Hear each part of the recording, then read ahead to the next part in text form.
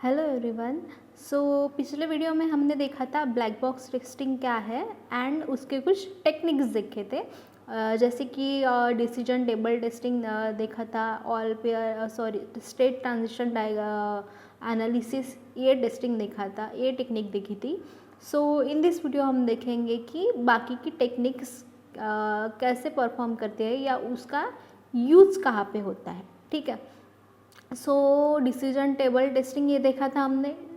तो decision table testing ये कौन सी टेक्निक है? ये ऐसी टेक्निक है जिसमें क्या होता है, नंबर ऑफ कंडीशंस दिए गए रहते हैं और उस कंडीशन के बेसिस पे हम पर्टिकुलर एक्शंस कैसे परफॉर्म करेंगे उसके बेसिस पे हमें एक टेबल ड्रॉ करना पड़ता है। ठीक है। नेक्स्ट है स्टेट ट्रांजिशन टेस्टिंग। अब स्टेट ट्रांजिशन टेस्टिंग में क्या होता है, नंबर ऑफ स्टेट्स रहते हैं, जैसे कि यहाँ पे दिए गए start, wait for PIN, first try, second try, third try, end card. ये क्या हो गए, स्टेट्स हो गए। हमारी प्रोसेस किस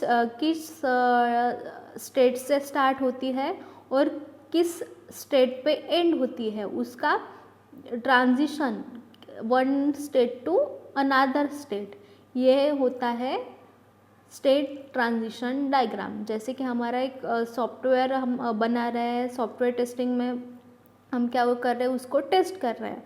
तो टेस्टिंग करते वक्त वो कौन से स्टेट में रहेगा, फिर कौन से स्टेट में जाएगा, ये सब का एनालिसिस मतलब स्टेट ट्रांजिशन डायग्राम। उस स्टेट ट्रांजिशन डायग्राम से हमें क्या पता चलता है कि हमारा जो भी टेस्टिंग का प्रोसेस है वो कैसे परफॉर्म कर रहा है या कैसे एग्जीक्यूटेड हो रहा है। ठीक है। देन है आज हम देखेंगे इक्विवेलेंस पार्टीशनिंग। अब इक्विवेलेंस पार्टीशनिंग क्या होता है, देखो जो हम क्या कर रहे हैं, टेस्टिंग कर रहे हैं मतलब क्या कर रहे हैं, नंबर ऑफ इनपुट दे रहे हैं और उसी के बेसिस पे हमारा क्या होगा, आउटपुट जनरेट होगा। ठीक है।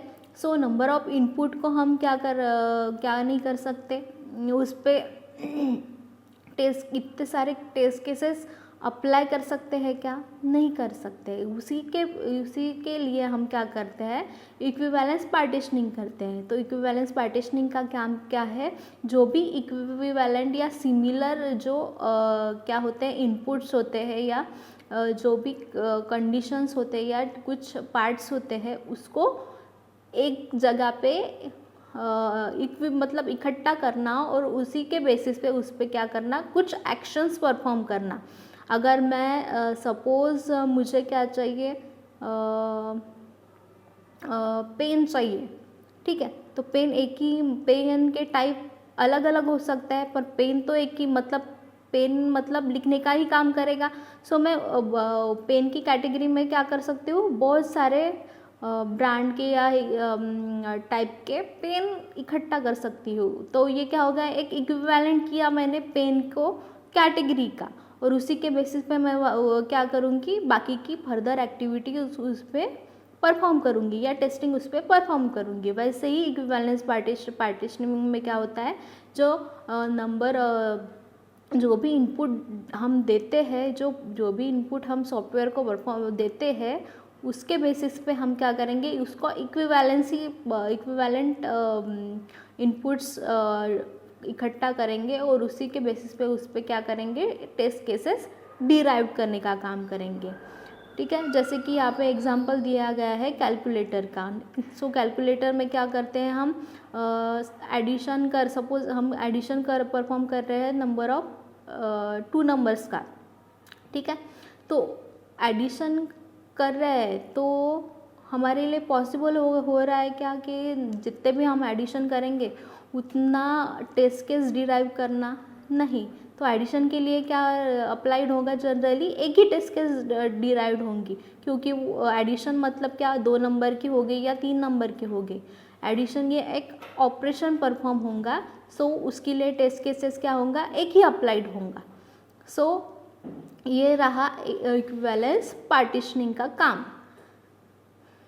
एंड देन है बाउंड्री वैल्यू एनालिसिस। अब बाउंड्री वैल्यू एनालिसिस मतलब क्या, तो बाउंड्री वैल्यू एनालिसिस में हम क्या करते हैं कि जो भी हम सॉफ्टवेयर टेस्ट कर रहे हैं उसकी लिमिट क्या करते हैं, तय करते हैं कि उसकी लिमिट कब तक, कहाँ तक है, वो कहाँ तक उसकी टेस्टिंग परफॉर्म कर सकते हैं, या उसका एक बाउंड्री क्या है। ठीक है।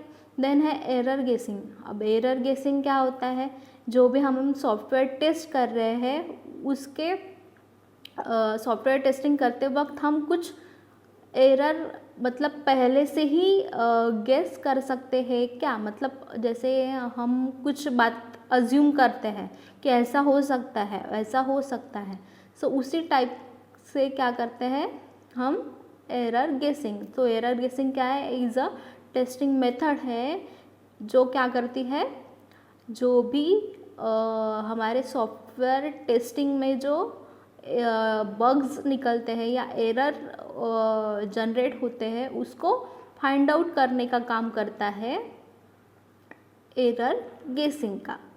ठीक है। देन है types of black box testing. अब ब्लैक बॉक्स टेस्टिंग के टाइप्स क्या है, यूजेबिलिटी टेस्टिंग फर्स्ट। ठीक है। तो अब यूजेबिलिटी टेस्टिंग मतलब क्या, कस्टमर के बेसिस पे जो हम सॉफ्टवेयर डेवलप कर रहे हैं उसके बाद टेस्टिंग कर रहे हैं, सो आफ्टर डिप्लॉयमेंट जो हमारा सॉफ्टवेयर है वो कैसे होना चाहिए, इजी टू यूज़ होना चाहिए। मतलब अगर कस्टमर ने उसको कैसे भी हैंडल किया तो उसको हैंडल करते आना चाहिए।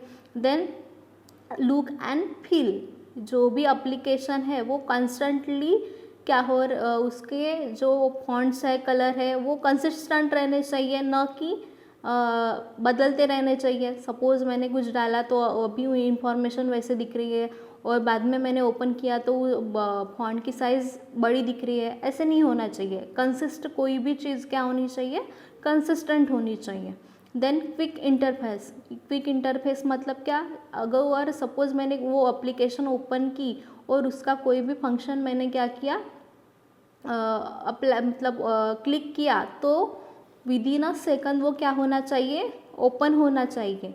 मतलब उसका इंटरफेस क्या होना चाहिए, अच्छा होना चाहिए। अगर मैंने अभी ओपन किया और वो 10 मिनट के बाद ओपन हो रहा है तो उसका कुछ यूज़ ही नहीं होगा। मतलब हमारे सॉफ्टवेयर कस्टमर के रिक्वायरमेंट के बेसिस पे डेवलप हो रहा है क्या, नहीं हो रहा।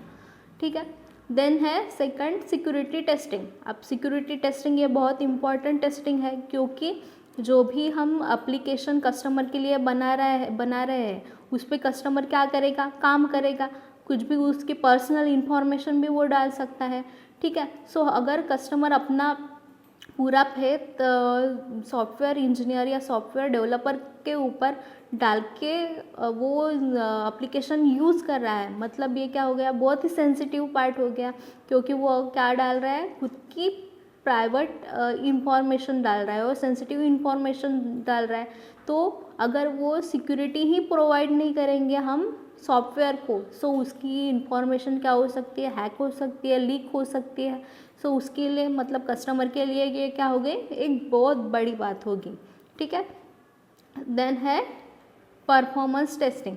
जैसे कि मैंने अभी एग्जांपल दिया कि with in a particular second अगर मैंने कोई फंक्शन यूज़ किया या एप्लीकेशन यूज़ की तो विद इन अ सेकंड मुझको क्या मिलना चाहिए, वैसा रिएक्शन मिलना चाहिए। ठीक है।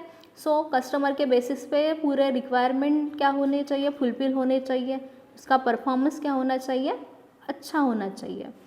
Then load testing. अब लोड टेस्टिंग में क्या हो गया, अगर सपोज़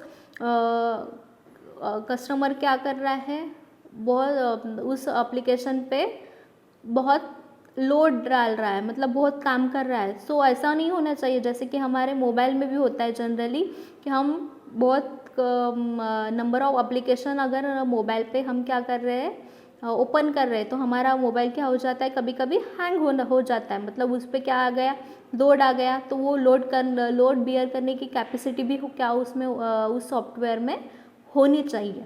देन है स्ट्रेस टेस्टिंग। अब स्ट्रेस टेस्टिंग मतलब क्या, अगर नंबर ऑफ़ यूज़र अगर उस पर बढ़ गए, किस पे, एप्लीकेशन पे नंबर ऑफ़ यूज़र अगर वो सेम एप्लीकेशन यूज़ कर रहे हैं तो उसका स्ट्रेस मतलब वो कंटिन्यूसली वैसे ही चलना, स्मूथली चलना चाहिए। ठीक है। उस पर लोड अगर उस पर लोड आया तो वो उसका परफॉर्मेंस पे कोई भी इफेक्ट नहीं होना चाहिए, ठीक है। देन है फंक्शनैलिटी टेस्टिंग। अब फंक्शनैलिटी टेस्टिंग मतलब क्या, देखो इसका एक एग्जांपल दिया गया है। To check the login functionality of gmail.com, enter valid credential and then checking if able to login और नॉट, ठीक है। जो भी हम सॉफ्टवेयर के फंक्शंस हैं हमारे, वो चेक करके देखेंगे कि वो प्रॉपरली वर्क कर रहे हैं या नहीं। उसी के बेसिस पे हम क्या टेस्ट करेंगे, उसकी फंक्शनैलिटी टेस्टिंग चेक करेंगे। सो आज के लिए बस इतना ही। नेक्स्ट वीडियो में हम देखेंगे नेक्स्ट टॉपिक, जिसका नाम है